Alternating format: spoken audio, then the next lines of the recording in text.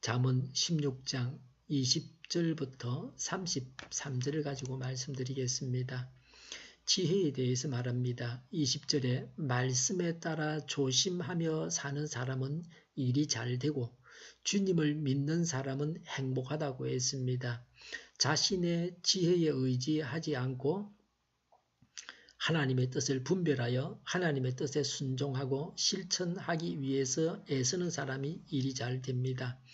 하나님의 말씀에 귀를 기울이며 말씀대로 실천하고 있습니까? 어떤 사람이 복을 받습니까? 말씀을 듣고 행하는 자입니다. 22절에 명철한 사람에게는 그 명철함이 생명의 샘이 되지만 어리석은 사람에게는 그 어리석음이 벌이 된다고 했습니다. 지혜는 생명을 주고 미련한 자는 망합니다. 배우려는 마음이 없으면 미련하게 되고 그 결과 어리석게 됩니다. 말에 대해서 말씀합니다. 21절에 마음이 지혜로운 사람은 명철하다 한다. 말이 부드러우면 더욱 많은 지혜를 가르친다고 했습니다. 마음이 지혜로운 자는 실생활에 적용되어 실제적인 유익을 얻게 하는 지혜를 가르치는 자입니다. 실천함으로 하나님께 순종하는 자입니다. 23절에 마음이 지혜로운 사람은 말을 신중하게 하고 하는 말에 설득력이 있다 그랬습니다. 지혜가 대인관계에 끼치는 유익이 큽니다. 지혜자는 말을 할 때에 상대방을 고려하여 말을 합니다. 그래서 대인관계가 좋고 언변과 지혜가 돋보이게 됩니다. 직장생활이나 사회생활할 때에 능력보다 더 중요한 것은 대인관계고 다른 사람과의 관계입니다. 관계를 잘 맺지 못하면 다른 사람과 관계를 잘 맺지 못하면 그 조직에서 그 사회에서 계속해서 일하기가 어려워지게 됩니다. 능력이 좀 부족해도 관계가 좋은 사람은 남의 말을 듣게 되고 그래서 그 수정이 가능하고 개선이 되고 그렇게 해서 직장생활을 사회생활을 계속할 수 있습니다. 관계가 나쁘면 그것 때문에 그 일을 제대로 하지 못합니다.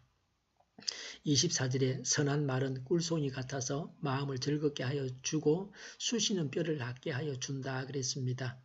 선한 말은 즐거움을 주는 말입니다. 위로의 말입니다. 꿀송이 같다는 말은 풍요롭다는 뜻입니다. 선한 말은 듣는 자를 위로하고 힘을 줍니다.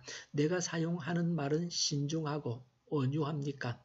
생각나는 대로 거칠게 몰아붙이거나 욕을 퍼붓지 않습니까? 말씀 위에 바로 선 온유한 말만이 형제를 바르게 세워줄 수 있습니다.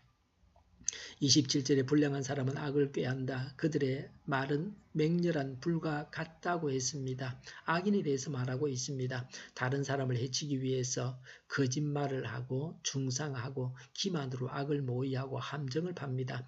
악인은 다투는 것과 남을 모해하는 습성이 있습니다. 악행은 멸망의 원인이 됩니다. 28절에 비뚤어진 말을 하는 사람은 다툼을 일으키고 중상하는 사람은 친한 벗들을 이간시킨다고 했습니다. 남을 모해하기를 좋아하는 악한 자들의 습관적인 행위를 부각시키고 있습니다. 진실이라 할지라도 때로는 관계를 생각을 해서 말하는 것을 자제해야 될 경우도 있는데 거짓말까지 하면서 이간질하는 것은 아주 나쁜 일입니다. 다른 사람을 해치는 말을 하지 않습니까? 다른 사람들의 험담을 늘어놓아서 친한 친구들 사이를 갈라놓지 않습니까? 29절에 폭력을 쓰는 사람은 그 이웃을 윽박질러서 좋지 않은 길을 가게 한다고 했습니다. 폭력을 행하여 악행을 저지르도록 강요합니다. 요즘 나에게 좋지 않은 영향을 가장 많이 미치고 있는 것은 무엇입니까? 어떻게 그 악한 영향력을 차단하겠습니까? 30절에 눈짓을 하는 사람은 그릇된 일을 꾀하고 음흉하게 웃는 사람은 악한 일을 저지른다고 했습니다. 악인의 속성을 보여주고 있습니다. 눈짓하는 사람은 악한 일을 계획하는 자입니다. 음흉하게 웃는 사람은 남을 속이고 진실을 말하지 않는 자입니다. 악행을 계획한 후에 가감하게 실천할 것을 결의합니다. 불의를 보았다면 어떻게 할 것입니까? 눈을 감고 입을 닫아서 피해간다고 그 불의와 무관할 수 있습니까? 교훈에 대해서 말합니다. 25절에 사람의 눈에는 바른 길 같이 보이나 마침내는 죽음에 이르는 길이 있다고 했습니다. 잘못된 길인 줄 모르고 가다가 망합니다. 옳고 그름은 각 사람의 주관적인 판단에 의지할 수 있는 것이 아니라 하나님의 뜻에 비추어 볼 때에 알 수 있습니다. 오직 모든 일에 하나님의 뜻을 좇아 행해야 합니다. 26절에 흙이 진 배가 일하게 만들고 그 입이 사람을 몰아세운다고 했습니다. 먹고 살아야 하니 일을 하게 됩니다. 먹었으니 일을 잘 하게 됩니다. 식욕과 노동의 상호작용을 통해서 가치 있는 삶을 영위하게 한 하나님의 섭리를 보여주는 말씀입니다. 31절에 백발은 영화로운 면류관이니 의로운 길을 걸어야 그것을 얻는다고 했습니다. 백발은 나이가 많은 것을 말합니다. 하나님의 복을 받아 장수하는 것을 가리키는 표현입니다. 장수는 의인이 받는 보상입니다. 노인이 되어서도 추한 사람은 정말로 곤란합니다. 추한 노인은 백발이 영광이 될 수 없습니다. 32절에 노하기를 더디하는 사람은 용사보다 낫고 자기의 마음을 다스리는 사람은 성을 점령한 사람보다 낫다고 했습니다. 이 세상의 일시적 현상에 감정과 마음이 흔들리지 않도록 신앙 인격을 쌓아가야 합니다. 밀턴은 말하기를 자신을 통제하며 자기의 감정과 욕망과 공포를 잘 다스리는 자는 한 나라의 훌륭한 왕보다 더 위대하다고 했습니다.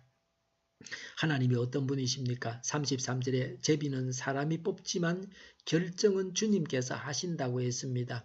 사람이 행하지만 결정은 하나님께서 하십니다. 제비 뽑기의 결과가 우연이라고 여겨지지만 하나님의 섭리 가운데 이루어집니다. 사람이 어떤 일을 계획할 때에 먼저 그 일과 관련된 하나님의 섭리를 이해하고 하나님의 뜻을 살피는 것이 무엇보다 중요합니다.